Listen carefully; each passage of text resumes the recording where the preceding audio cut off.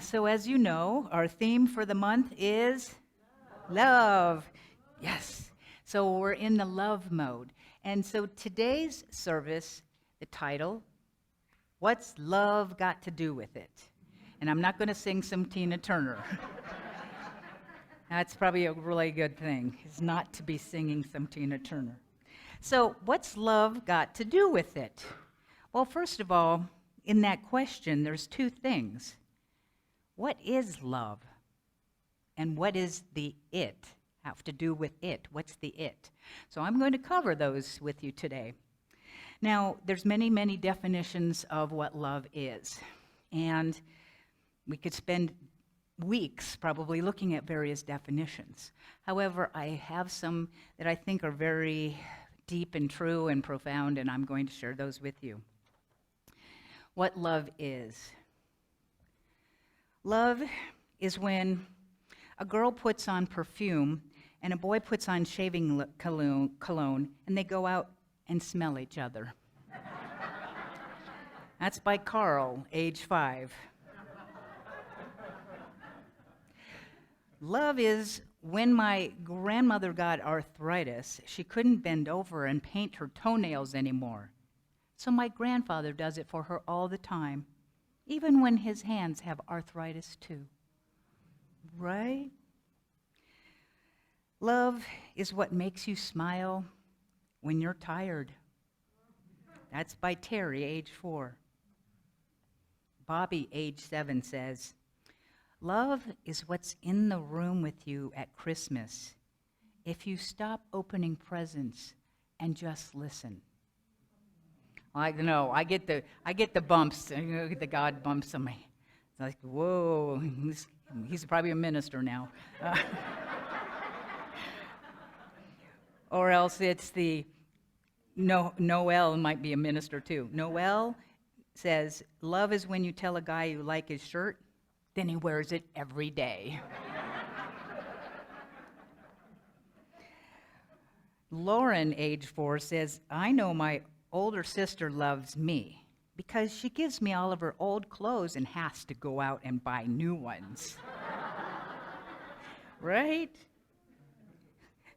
Karen, age 7. This might have been you at 7. When you love somebody, your eyelashes go up and down and little stars come out of you. I could just imagine that for you. The winner was a 4-year-old child whose next-door neighbor was an elderly gentleman who had recently lost his wife. Upon seeing the man cry, the little boy went up to the old man and just climbed into his lap and sat there. When his mother asked what he had said to his neighbor, the little boy said, nothing. I just helped him cry. Right? Now you know what love is, okay? Out of the mouth of babes, and a child shall lead them. So I love these, and there was even more, but we could, like I said, I could spend the entire talk time on those, and we'd just enjoy it and be able to go out. But I'm going to share with you some words of wisdom in one of my favorite books. You know I usually have books that are all-time favorites. This one's called Lovability. Lovability. And it's by Robert Holden, Ph.D. And yeah, this is one that I highly recommend. Short chapters, but he is just on point. So he talks about love and what that is. And he first talks about what love is not. Before you can. So what love is not. And you're allowed to take notes if you wish. So I know some of you take notes. Basically, what love is not. Well, first of all, it's not an act. Love is not an act. It's not about performing or putting your good face on. It's not about having to always be positive and happy. It's not any of that. It's basically, love is not an act, because love is about being real, being authentic, being who you really, really and truly are. It's not about looking good and having to have people love you for that. It's basically, love is when you love somebody so much that you love them for all their idiosyncrasies, their things that you don't care for, but you love them anyway, and they don't have to change. That's what love is. You love people regardless of how they act, and we often put that together, but a person is not the action. You may not like their acts, but love is really about loving the person. Love is also, second one, love is not a bargain. You may have been known that relationships often you think, well, we have to put equal into it, right? Into the love bank. Ever been in a relationship where you felt like you were giving more than your person, or you wanted more from your person than they were giving us? Well, love is not about that. Love is not actually about giving or receiving. Love is about being. Just being, without that connection that giving or receiving. Now, I personally was in a relationship where I felt that I was more invested than the other person, and I would get hurt because I wasn't getting back from that person. This was in my 30s. I was doing a lot of growth in those days, still am. But that time was, whatever my learning was, that person, whatever I want from them, it's not their job to give it to me. That's huge. It's not that person's job. It's not the person I'm dating, their responsibility to give me what I need. It's my responsibility. If I want something, and I actually felt emotionally neglected by this person. Truth, I was emotionally neglecting me. I had some needs that I needed to take care of and not expect the other person to do so. Truth, I'm responsible for my own happiness and not anybody else. If I'm not happy, that's on me. What is it that I need to do and give to myself? It changes the nature of relationships. I wish I'd had the manual, really early in life. And we're always learning, but that was a big one for me. So it's basically not a bargain. It's not an act. It's not adultery. Not with an A, with an I. When you make somebody an idol, when you look up to them, and unfortunately, you're looking up to me right now, so, here's the truth. I'm right here, and so are you, and I am not above you. We are equals, and everybody in any role that there is in the world, you're equals. Masters are equals. I was in what was called illumination intensives, where we had 5 days, and I won't go into that. That's a whole other day of talk. But in the illumination intensive, we had different job categories. We had the masters who sat up on the stage and basically ran the sessions. I was on the, on some sense in roles, the lower end of the totem pole. I was called a silent monitor. I did not interact with people. I cleaned bathrooms. And I cleaned bathrooms because anyone who was going to have a direct experience of the absolute truth of who they were, which was the goal of every person, that they could actually come into the restroom and have that moment there. So Spirit told me that my presence and what I was doing in cleaning the restroom was just equally as important as the master who was sitting on the stage. That was a good one for me to get. So I'm going to stand up here again. However, know that I'm not anything above you. We are equals. So that is important to know, because we don't want to put anybody up, because you put somebody on a pedestal, they're likely going to fall off and probably hurt themselves. So don't do it. And you know, if you ever put anybody down, in truth, because we're all one, you're putting yourself down. Don't do it. Next. Okay, so it's not all these things. It's also not special. I cannot say to my partner, I love you more than anybody in the entire universe, because that is a lie. That is not truth. You can only love at one level. I cannot love you more than I love you. I might like somebody a little differently, but to love, and what happens when you love somebody and say, that's my special person, And you can have monogamy and you can have special friendships. Not special, because again, when you say special, it actually separates. So love is not about separation. My love is for all of beings equally. I may say to you, I love you. And it doesn't mean I'm going to sleep with you. It means that I love you because you're you. And my partner, yeah, I share a home and a lifetime and in different degrees. So it's not about special. Last one of the 5, what love is not. Love is not selfish. Now, romantic love has some terms that sometimes get confusing.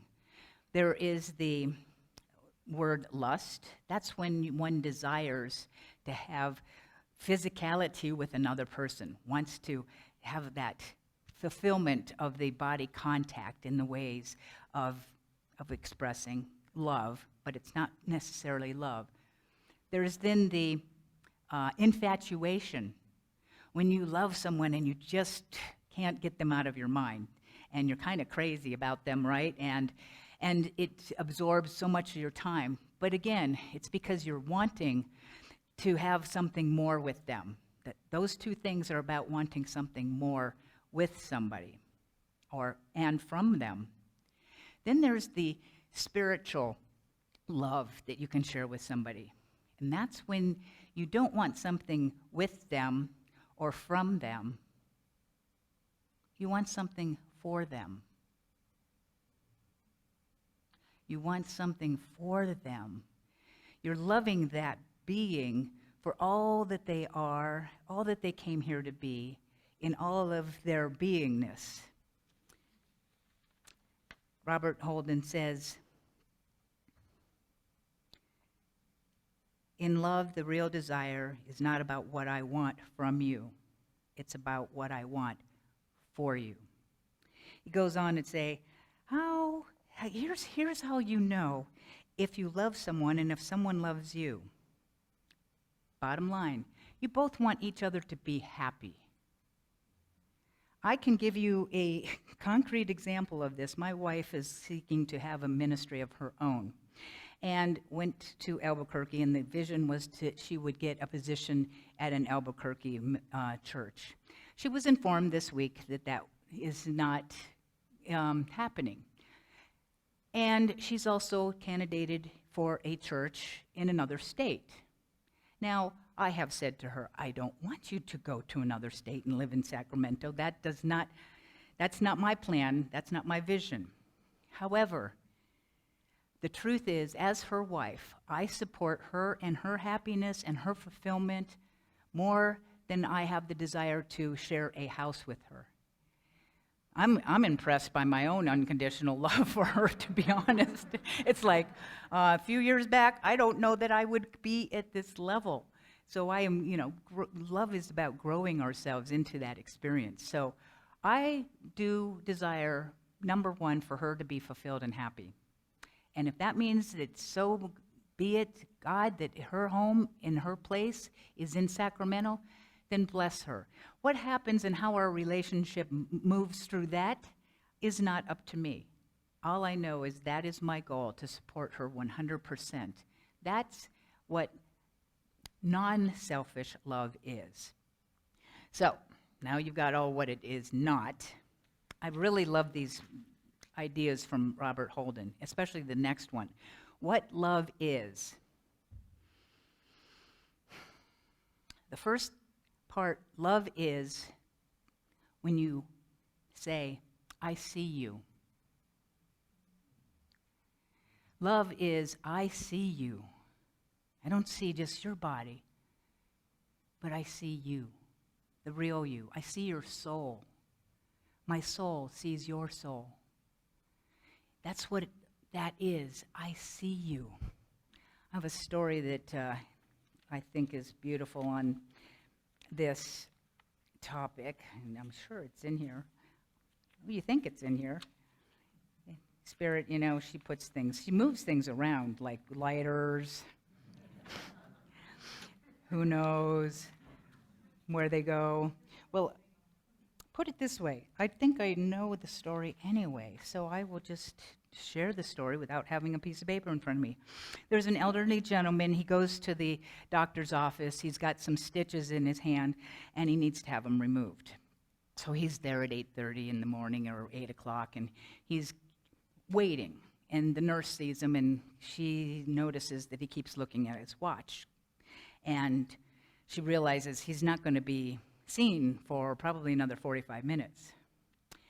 But then she decides that she will help him out and just take a look at him. Well, she sees that the stitches are healed enough, and she talks to the doctor, and he says, go ahead and take them out. So she's removing the stitches, and she says, do you have another appointment? I noticed you're looking at your watch, and, do you have another doctor's appointment or someplace? And he goes, no, I always go and have breakfast with my wife. And she goes, oh, okay, well, will she be upset when you don't show up on time? And he said, no, she's got Alzheimer's, and she doesn't even really know who I am anymore.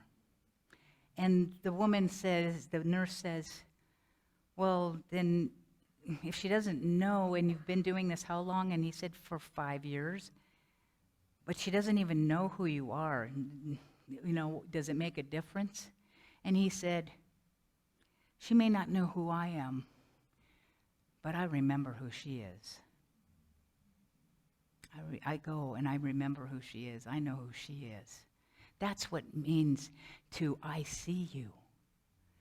So that's what love is. Love is also, what is the second one? Oh, I accept you. Oh gosh, yes. This is a big one. I accept you. Okay? And that means that I do not label you. I do not judge you. I do not condemn you. I do not attack you. I accept you just as you are. I accept who you are. And how many of you judge people? All right, everybody's hand is up. We are groomed to judge. We grow up in a culture and society and world that judges. I hate that I judge, and yet I do. Now, secret, God does not judge. We, in this zone, are the judgers. So that leads to the next thing. If you're judging, if you don't judge, you don't have to do the next step. But if you're judging anybody, yourself or someone else, the remedy for that starts with an F. It's called forgiveness. Forgiveness. God does not forgive because God does not condemn. God does not judge. God loves because that's all that love can be, is love. We are aspiring to become that ourselves, or more of that without less of that. So forgiveness. And that's a topic that could go on for a long time. I spoke to you last week about a prayer called Ho'oponopono. Anybody practice it this week? Okay, some of you may not know what this is. In short, Hugh Len, yes. He was a psychiatrist, and he attended a Hawaiian state prison for the criminally insane. He refused to see any of the prisoners or patients. He just went into his office. He would read their files, and he worked on himself. And doing this day after day, week after week, month after month, things started to shift. This very scary place, people that were shackled got to be unshackled. People went off their meds. People were released who never thought they would be released. It was, and if you want to read the story and more about Lou Hen and Joe Vitale's book, Zero Limits, that's the book to get. But he basically cured all these people, and they actually closed down the Hawaiian State Prison. And Joe asked Hugh Lynn, said, what did you do? And he said, I just read their files, and I continually said, I love you. I'm sorry. I love you. I'm sorry. I love you. I'm sorry. His take on it is that we are One, we are responsible for everything and everyone in the whole world. Anything that you have an awareness of, I'm responsible for it. Now, that's a lot of responsibility, and most of us go, I can barely take care of myself and my own responsibility for this being. But if we were to go to this stage of evolution, I'm responsible for everything and everything in the world that I have an awareness of. How to heal myself is to use the 4 steps. And the first one is, I'm sorry. Please forgive me. Thank you. I love you. I wanted to share with you the actual definition of Ho'oponopono in the Hawaiian dictionary. It means to put to rights, to put in order, to correct, revise, adjust, amend, and many others. It's basically about bringing healing, any sense of separation. The second one is it's a mental cleansing, and it happens in families, because disagreements often happen in families, and estrangement and such things.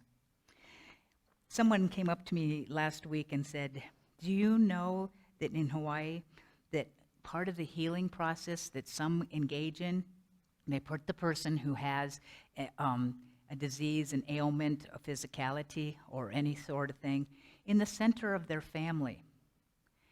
And knowing that I am partly responsible for whatever they're going through, they would all bring forth those statements. I'm sorry. Please forgive me. I love you, and thank you. The power of that, when I heard that, I was like, that makes sense to me. Now, someone else asked me, what do those words actually mean? And how can you apologize for something that you don't feel like you really participated in? It's a bigger picture. It's not on our linear, small human idea. I'm sorry.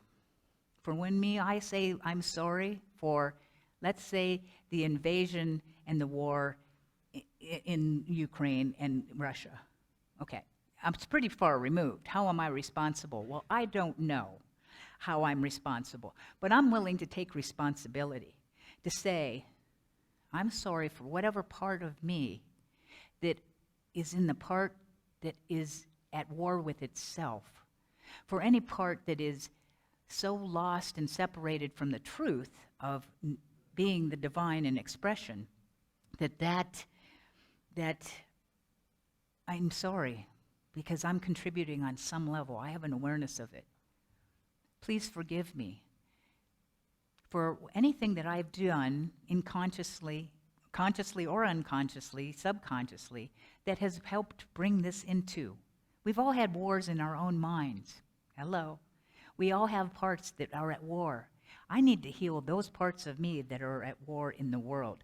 That's an outpicturing of what is going on in our inner sanctuaries of self. And I need to make amends. I want to make amends. Thank you. Thank you stands for thank you for my experience of this as a way for me to rise up and be more loving. Anything that is unlike it, I get to rise up. Thank you for this expression of the divine. It's a lower vibration that is calling for love. I get to rise up. And I love you. I love that you are, because you are part of the great I am. And when I condemn you, I'm condemning myself, because we are mirrors, which I also spoke of last week. Now, some of us, and I'm included, may have some times where you've been in an emotional, painful space, and just saying those words does not clear the energy. I have another exercise for you. It's called the forgiveness letter. I'm going to give it to you in brief. I do this a lot with clients in my spiritual counseling, but it's 5 paragraphs. You can write to a situation, you can write to a person, and the 5 paragraphs, and it's not to give them the letter. This is for your own inner world of healing. The first paragraph, anger, because we need to honor our feelings. Ho'oponopono also honors feelings when you go into the whole big picture of it. But I'm going to give you this exercise. Anger. I hate that. you did this. I hate whatever. You get to, and you can swear, by the way. You're allowed, by the way. And speaking of acceptance, back to that key, because I'm a minister, I'm not allowed to swear, so it seems. But people, when they hear, you're a minister, I can't swear around you, and I'm like, and then I swear. So then they're like, cool, because I want people to be authentic and real and who they are. So I'm expressing my anger. I want to give voice to all of my anger, hate. I'm angry that. I hate that. And you just get to pour it out. You don't have to be nice. In fact, that's not the idea. You can be nice in one of the other ones. Number 2 paragraph, I'm hurt. I'm hurt that. So you get to talk about your hurt and the pain and the disappointment that you have experienced. Next paragraph, fear. I'm afraid. I'm scared. I'm worried. You write your paragraph. Next, regrets. Shame, embarrassment, because we all have parts of us that might want to have that expression. I want to give voice to these aspects of myself because they need to be heard and need to be honored. If I want to clear my energy, I want to honor them. It's not all of me, it's just a part of me, and it needs to be honored. Then the 5th one is I go into the love. I understand. I know you did the best you knew how, which was maybe not so good. But, I forgive if I can even get to that state. I appreciate, because we can usually find something even in terrible things. But you don't know until you write it out. You sign it. The second part of the forgiveness letter, you write a letter back from the situation, from the person. Dear Liz, thank you for sharing your feelings with me. Now, this is the key. You want to write this letter back to yourself, and you want to basically say all the things that you would like to have that person or situation say. Trust me, I've done this many times where I've had some hurt feelings, and I've had, in this writing, apologies to me. Liz, I'm sorry I hurt you. Liz, we wanted you to be something that you weren't. Liz, we're embarrassed and ashamed that we treated you in such a way. I may never get that from the outer person, but the subconscious doesn't know what that is. And so it's that healing and bringing it into completion. I can give myself what I need. It may not seem like that works, but it works. It clears the energy. So I share this forgiveness letter, and it's also nice to be able to share it with a counselor or a minister or someone, because then you're heard by that person, like a third party, neutral observer, to honor your process. And it's that healing of that unconditional love. One of my all-time favorite books, yes, you're getting another one, Dying to Be Me, by Anita. She had stage 4 lymphoma. She was 80 pounds, went into a coma, near-death experience. She writes about this thing called judgment, because we're talking still on acceptance and judgment. Criminals, rapists, people that have done atrocious crimes, terrorists. She says, on the other side of the veil, there's no condemnation. She said, I believe that those who hurt only do so out of their own pain and their feelings of limitation and separation. Perpetrators of acts such as rape and murder are far removed from even having an inkling of their own magnificence. I imagine that they would have to be extremely unhappy within themselves to cause so much pain to others. So in fact, they need the most compassion, not judgment and further suffering in the afterlife or even in this life. I actually don't believe that criminals and murderers are, quote, being who they are in truth. I think that we turn to destruction only when we've lost our way and drifted far from knowing the truth of who we really are. Criminals have lost their center, and what they're doing to others is actually a reflection of how they feel inside themselves. We like to think of perpetrators and victims as them and us. But there is no them. It's all us. It's all us. There's more that she has to say, but this is bringing this home, that when Ukraine was invaded and war began, my wife and many are saying in Facebook, pray for Ukraine. I'm praying for the Russians. Because those people, actually I'm praying for both. I'm praying for those in the safety of the Ukrainians. The people in Russia, the people like you and me, are protesting the war. I pray for them. And I pray for the leaders that are so lost from the true nature of who they are, that there be an awakening. Jesus said we are to love our enemies. Okay, so, because it's easy to love your friends, people you get along with, you agree with, but can I love somebody that is so, I can't stand them. That just tears me up. I can't embrace them. I am not, and that's when we come back to, there's a difference between the actions and the being. Every person that you have disagreement with is the divine in expression. Can I honor that? Can I aspire? Can I raise up my consciousness to see beyond the act, to see beyond the outer appearance? Jesus also said, judge not by appearances. We need to see the spiritual truth of one another. So love is, I see you. Love is, I accept you for all that you are and all that you aren't. The third part of love is, thank you. I thank you.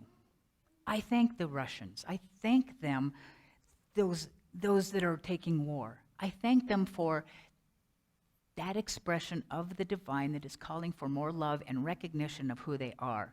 Charles Fillmore, the co-founder of Unity, Ernest Holmes, I have different quotes of theirs that say, see the good in everyone.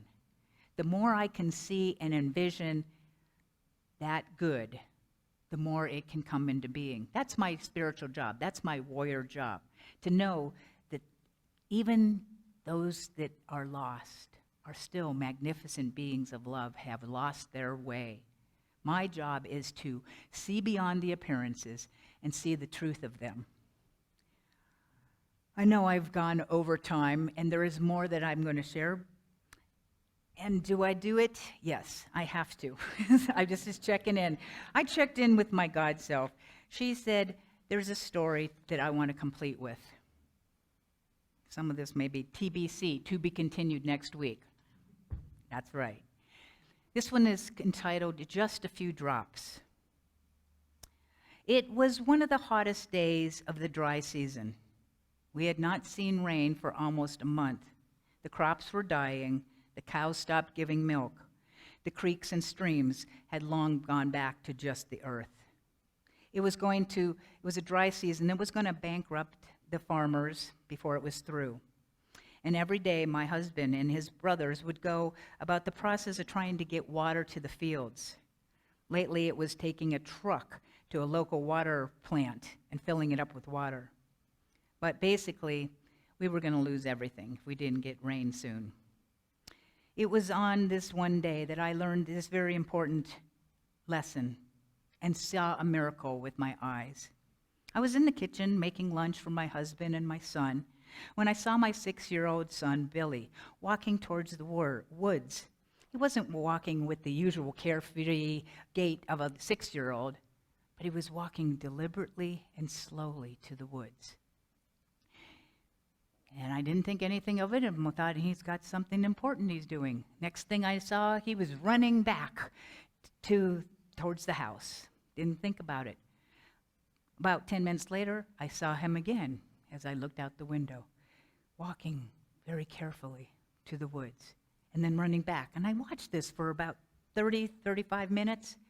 And I got intrigued. What was he doing? So I followed Billy, but I kept myself hidden. And then he was going through the brushes, and his face was getting scratched, but he seemed intent. And I was following him. He couldn't see me. And then I saw what startled me and shocked me. There was these deer, these bucks with these huge antlers, and she almost cried out, said, "No." But then she stopped, and she watched as they just stood still, and little Billy walked over, and he had some little bit of water in his hands. And there was a fawn laying on the ground with its head down. It lifted its head because it was dehydrated. So the little deer drank these little bit of water. When Billy stood up and turned around, there his mom was. Billy just started to cry, and he said, "I'm not wasting," was all he said. As he began his walk back, I joined him. What it dawned on me was several weeks ago that he had taken the hose and played with the water, so he got in trouble. So he was worried because he was wasting the water.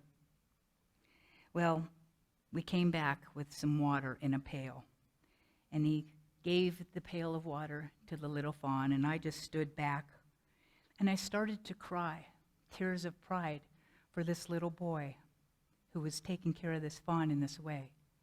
And while I cried, drops coming from my ears, my eyes, suddenly drops from the sky came, and it began to rain. It was as if God himself was weeping with pride.